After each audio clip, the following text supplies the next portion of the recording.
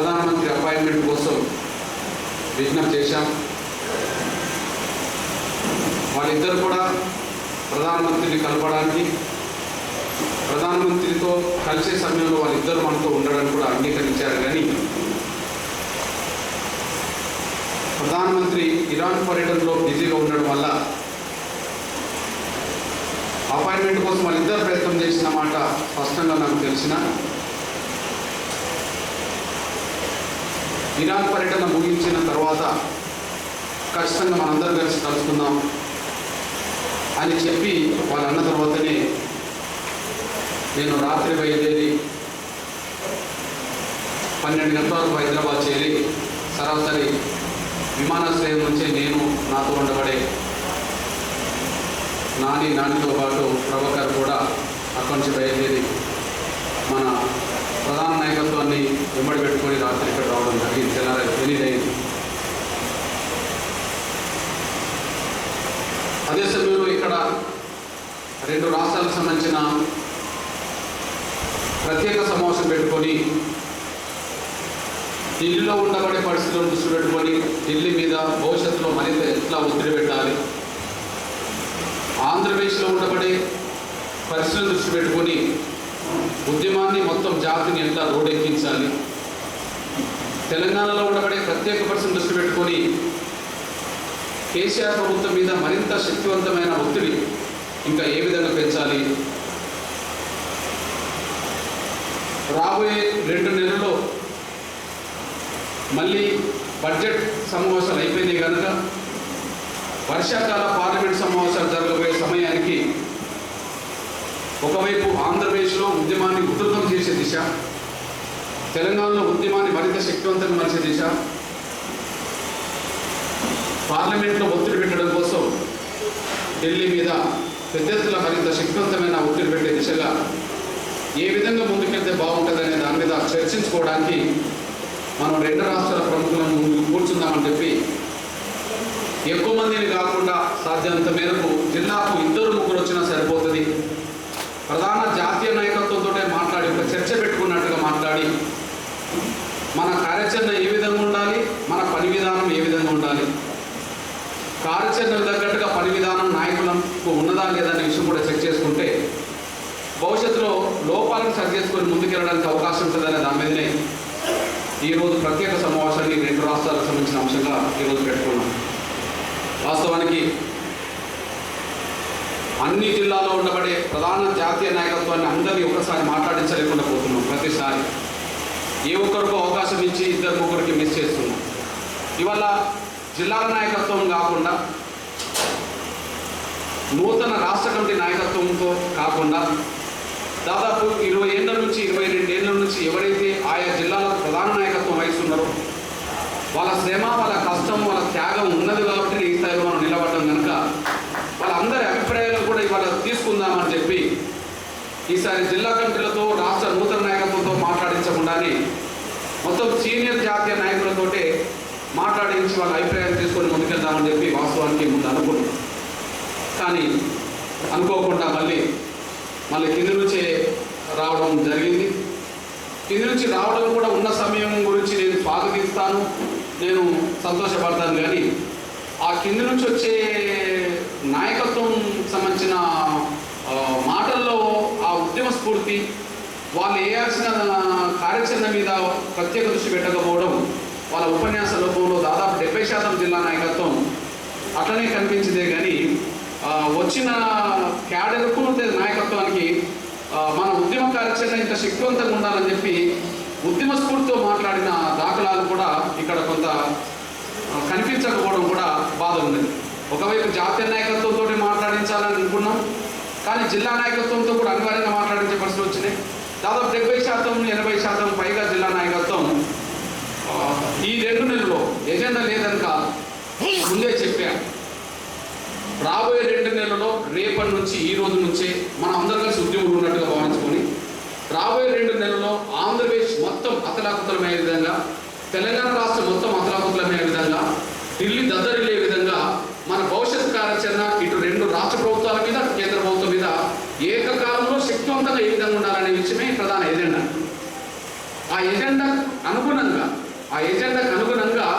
మన జిల్లా నాయకత్వం కానీ రాష్ట్ర నాయకత్వం కానీ సూచన చేసినట్టుగా కానీ కార్యాచరణలో భాగస్వామ్యం ఈ విధంగా అయితే బాగుంటుందనే విధంగా కానీ దాని మీద మాట్లాడకపోవడమే బాధగా ఉన్నది. ఇక రెండవ విషయం ఏంటంటే అన్నం తీసుకున్న ప్రతి నిర్ణయానికి కట్టుబడి ఉంటాం అనే మాట యథావిధిగా వస్తున్నది. కానీ బ్రహ్మయ్య చెప్పింది మన వాస్తవంగానే కనిపిస్తున్నది. ఢిల్లీలో తీసుకున్న నిర్ణయాన్ని ఇక్కడ దీక్షలకు కూర్చోబోతున్నాం. దీనికి మద్దతుగా దీక్షలు ఎక్కడ జరగాలి? జిల్లా కేంద్రాల్లో జరగాలి, మండల కేంద్రంలో జరగాలి. ఈ లెక్క చూసుకుంటే 8 అక్కడ కూర్చుంటే 9 నుంచి 13 వరకు 9, 10, 11, 12, 13 5 రోజులు మాత్రమే. 5 రోజులు ఆయా జిల్లాలకు సంబంధించిన విషయంలో ఎంత పర్సెంటేజ్ మండలాలు కూర్చున్నాయి అది ఏమైనా చెప్పారా? ఎవరన్నా చెప్పారా?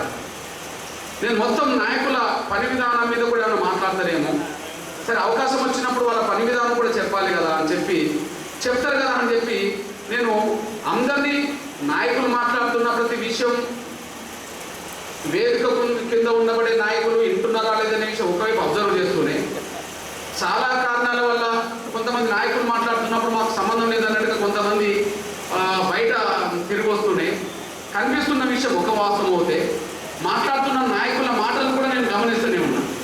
ఆ గమనించిన దాంట్లో 8 నుంచి 13 వరకు మీరు ఢిల్లీలో చేస్తే 9 నుంచి 13 వరకు మేము ఈ జిల్లా కేంద్రాల్లో ఇది చేశాము, లేదా ఫలాని 50 మండలాలు ఉంటే మేము 30 మండలాలు చేశాము, 40 మండలాలు చేశాము, లేదా 50 మండలాలకు 100% 50 మండలాలు చేశాము, అది కూడా 9 నుంచి 13 వరకు 5 రోజుల పాటు నిక్కచ్చిగా చేశామని చెప్పి, అంటే ఢిల్లీలో జరుగుతున్న ఉద్యమ కార్యాచరణకు మద్దతుగా మన గ్రామ ప్రజలను తరలించడానికి మండల కేంద్రమే ఉద్యమ కేంద్రం కనుక గ్రామ ప్రజలను ఎక్కడికి తరలించాలి? ఉద్యమ కేంద్రం మండల కేంద్రాన్ని తరలించాలి. మండల కేంద్రానికి గ్రామ ప్రజలు తరలిస్తే ఖచ్చితంగా గ్రామాల్లో మన ఉద్యోగం పట్టు ఉండడానికి అవకాశం ఉంటుందనే టెస్ట్ కోసమైనా సరే ఒకవేళ మనం దీక్షలు పెట్టుకున్నాం అని అనుకుంటే ఆ టెస్ట్లో ఎన్ని మండలాలకు సంబంధించిన వాళ్ళు గ్రామ ప్రజలను కూర్చొని పెట్టుకున్నాం 5-6 రోజులు? ఇది ఏ జిల్లా నాయకుడన్నా మాట్లాడిందా? ఇది ఆయా జిల్లాలకు రాష్ట్ర కమిటీకి బాధ్యత వహిస్తున్న వాళ్ళన్న సమాచారం ఇచ్చిండ్రా? జిల్లా అధ్యక్షులు ఆ కోణంలో మాట్లాడలేదు. నిన్న జరిగిన సమావేశాలు, నిన్న జరిగిన దీక్షల మీద కూడా మన జిల్లా నాయకత్వం సమీక్ష చేసుకోలేకపోయింది. కారణం ఏంటి సమీక్ష చేసుకోలేకపోవడానికి? వాళ్ళకి తెలుసు సమీక్ష చేయాలి అని, కానీ సమీక్ష చేస్తే బయటపడేది బలహీనతే కదా. సమీక్ష చేసుకుంటూ మాట్లాడితే బయటపడేది బలహీనతే కదా. ఏంటిది? 60 మండలాలు ఉన్న జిల్లాలో 50 మండలాలు ఖచ్చితంగా 5 రోజుల పాటు జరిపినామని చెప్పి ఏ జిల్లా అధ్యక్షుడు మాట్లాడలేకపోవడానికి కారణం ఏంటి? అంటే జరపలేదు. ఒక జిల్లాలో 10 మండలాలు జరగవచ్చు, ఒక జిల్లాలో 20 జరగవచ్చు, ఒక జిల్లాలో 30-40 కూడా జరగవచ్చు. కానీ ఆ 30-40 కూడా 5 రోజుల పాటు జరిగినాయా? ఆ 10 మండలాలు కూడా 5 రోజుల పాటు జరిగినాయా? ఆ 20 మండలాలు 5 రోజుల పాటు జరిగినాయా? జరగలేదు. ఇది సమీక్ష ఎవరన్నా చేసిండ్రా అంటే నేను ప్రతి నాయకుడి ఉపన్యాసం వినే ప్రయత్నం చేశా. పోయేటోళ్ళని చూసి బాధపడుతున్నా, వినకుండా వాళ్ళు మాట్లాడుకుంటున్న వాళ్ళని చూసి కూడా బాధపడుతున్నా. కానీ ఎక్కువ బాధ మాట్లాడే అవకాశం వచ్చినప్పుడు నాయకుడు కూడా సరైన విధంగా సమీక్ష చేసుకోలేకపోతున్నాడు కదా అని చెప్పి అంతకంటే ఎక్కువ బాధపడ్డాం. జరిగినదంతా టైం ఈ దాకా వచ్చేసి అదొక అంశం. బ్రహ్మయ్య మాట్లాడడంలో ఆవేదన చెందడంలో అర్థం లేదా అంటే ఆత్మ పరిశీలన చేసుకోవాలి. జాతి కోసం పనిచేస్తున్నప్పుడు, జాతి కోసం పనిచేసుకుంటున్నాం అని చెప్పి గొప్పగా మనం మాట్లాడుకుంటున్నప్పుడు మనం ఆత్మపరిశీలన చేసుకోవాలి. మన పని విధానం నాయకుడి దగ్గర పని విధానం కొనసాగుతున్నదా? మన మీద ఎన్నో లక్షల మంది, ఎన్నో వేల మంది నమ్మకం, అభిమానంతో ఉన్నారు. నాయకత్వం వహిస్తున్నామని పేరుతో గౌరవంతో ఉన్నారు.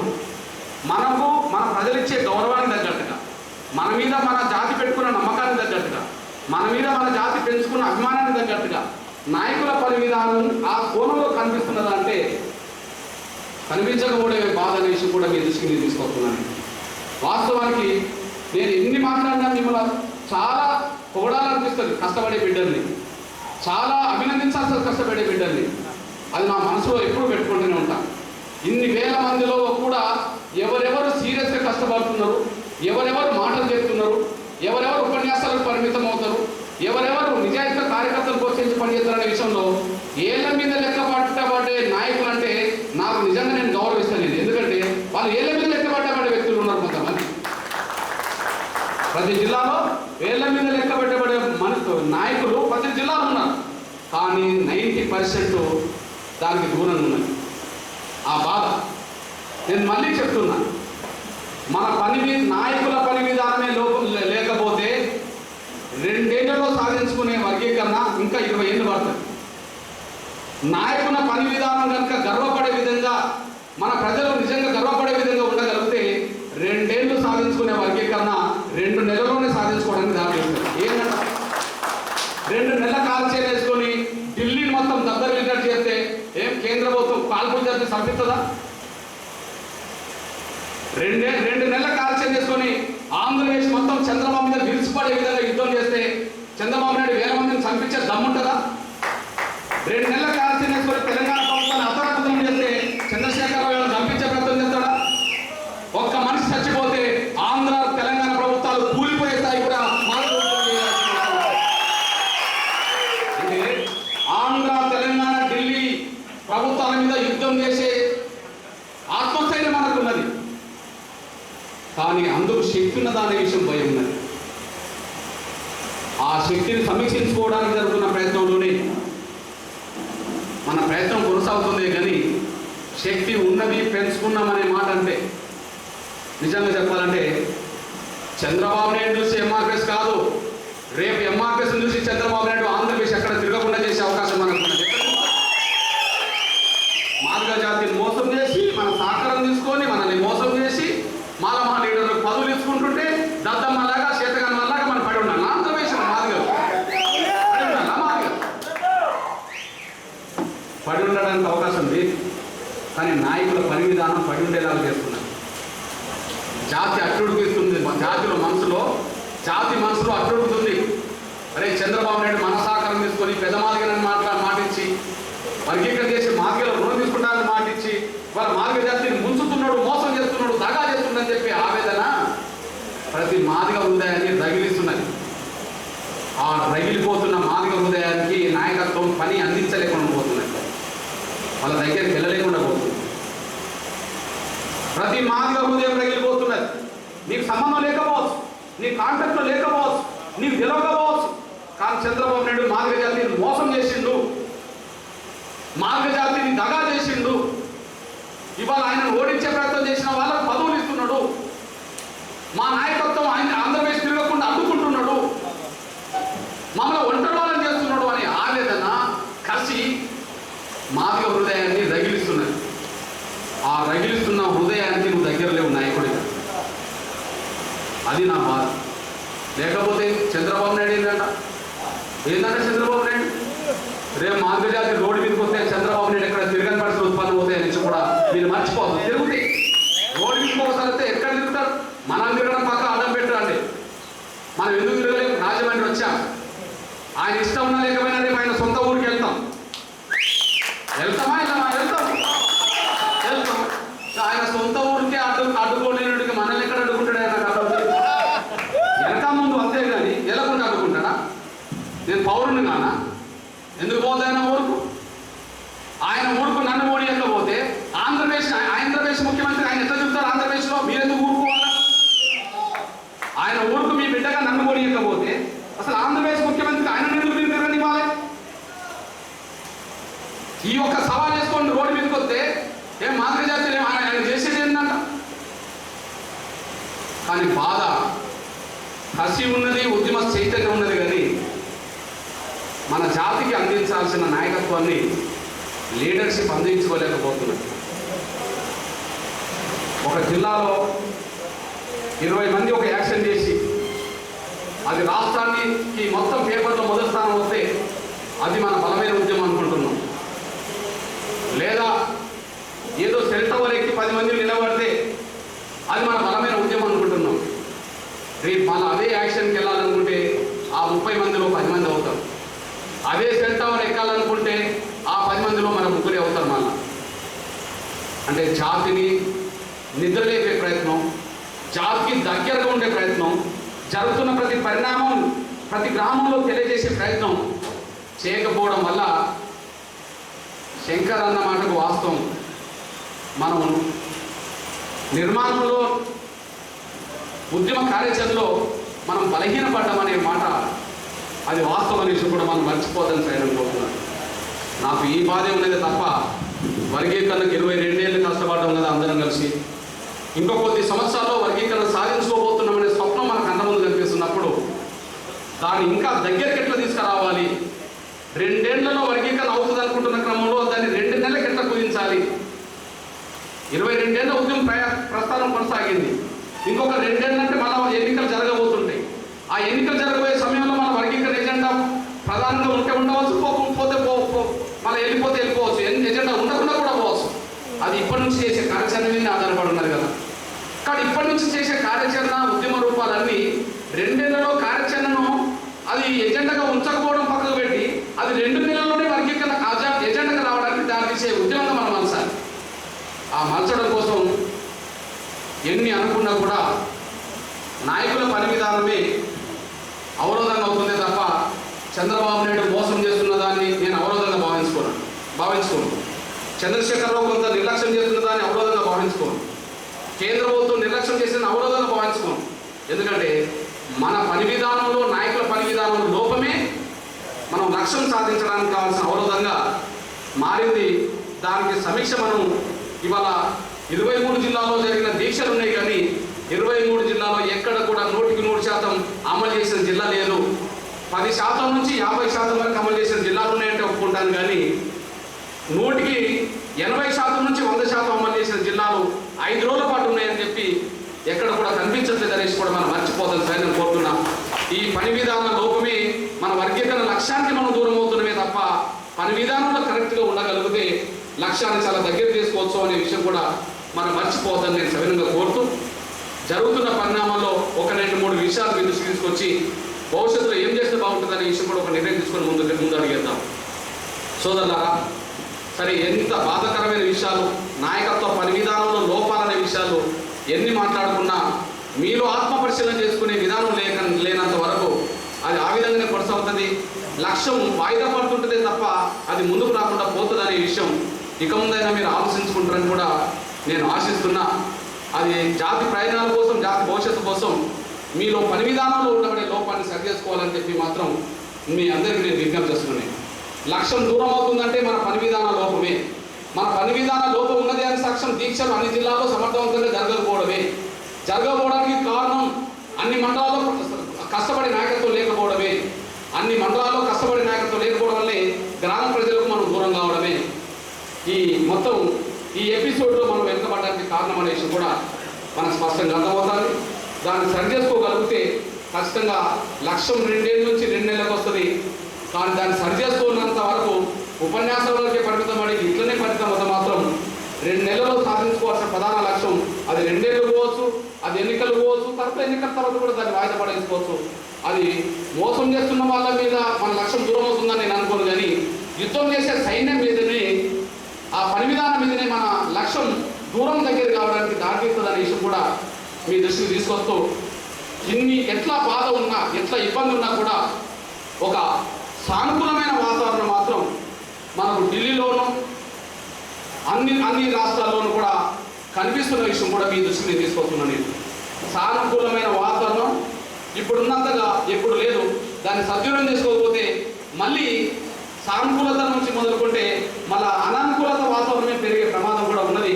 సానుకూలమైన వాతావరణ సమయంలోనే శక్తిని పొందుకొని యుద్ధంకి వెళ్ళాల్సిన బాధ్యత మన మీద ఉన్నదనే విషయం కూడా మీ దృష్టిని తీసుకుంటున్నాను నేను.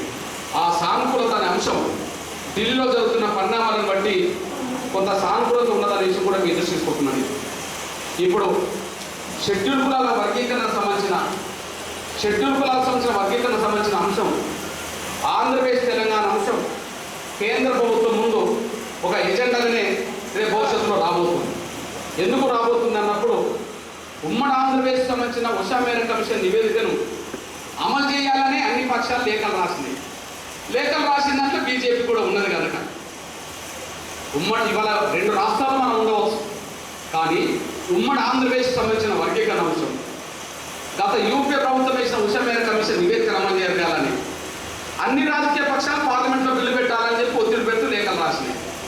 ఆ లేఖలు రాసిన దాంట్లో మనకు మద్దతు ఇచ్చిన దాంట్లో ప్రధాన రాజకీయ పార్టీగా అధికార పార్టీ ఉండబడి ఇప్పుడు బీజేపీ, అప్పుడు ప్రతిపక్షం ఉన్నప్పుడు బీజేపీ లేఖ రాయడం వల్ల ఉమ్మడి ఆంధ్రప్రదేశ్ వర్గీకరణ అంశం 2 రాష్ట్రాల వర్గీకరణ అంశంగా దాని ఎజెండా ముందుకు రాకపోవడానికి కారణం బీజేపీ గతంలో వర్గీకరణ చుట్టూ అది లేఖలు రాయడం వల్ల అది ఫిక్స్ కావడానికి దారితీసింది. అయితే కొన్ని రాష్ట్రాల్లో ఉద్యమ పరిస్థితి ఎట్లా ఉన్నదంటే, షెడ్యూల్ కులాల వర్గీకరణ విషయంలో యుద్ధం చేయడానికి అనుకూలమైన వాతావరణం ఇటు తెలంగాణ ఆంధ్రప్రదేశ్ ఉషా మేర కమిషన్ నివేదికను వెంటనే పార్లమెంట్లో బిల్లు పెట్టండి, ఆమోదించండి అని అన్ని పక్షాలు లేఖలు రాసినాయి. మీరు కూడా లేఖలు రాసింది కనుక ఇప్పుడు అధికారంలో మీరున్నారు కనుక బిల్లు పెట్టమని చెప్పి అడగడానికి ఒక అంశంగా దారితీస్తుంది. కర్ణాటకలో కూడా ఇంచుమించు ఉద్యోగ రూపం దాల్చడానికి కూడా దారితీసే అవకాశంగా కనిపిస్తున్నది. దానికి ఉషా మేర కమిషన్ సంబంధం లేదు, కానీ అక్కడ జస్టిస్ సదాశివన్ కమిషన్ వాడది. ఆ సదాశివన్ కమిషన్ వేసింది ఎస్ఎన్ కృష్ణ అనేటైనా కాంగ్రెస్ ముఖ్యమంత్రి ఉన్నప్పుడే వేసిండు. నివేదిక కూడా వర్గీకరణ అనుకూలంగా వచ్చింది. కానీ ఇప్పుడు ఉండబడే ముఖ్యమంత్రి సిద్ధరామయ్య దాన్ని అసెంబ్లీలో ఆమోదించడానికి ఇంకా తటపాటించడం వల్ల అది అక్కడ ఆగిపోయింది. దానివల్ల ఎస్ఎన్ కృష్ణ నాయకత్వం వేసిన సదాశివన్ కమిషన్ రిపోర్ట్ కనుక ఇప్పుడు సిద్ధరామయ్య కనుక వెంటనే ఆమోదిస్తే, నివేదిక వచ్చింది కాబట్టి ఆమోదిస్తే ఆటోమేటిక్గా అది కూడా పార్లమెంట్ అంశంగానే మారుతుంది. అంటే ఆ రాష్ట్ర ప్రభుత్వం కూడా మేము అసెంబ్లీ తీర్మానం చేశాము,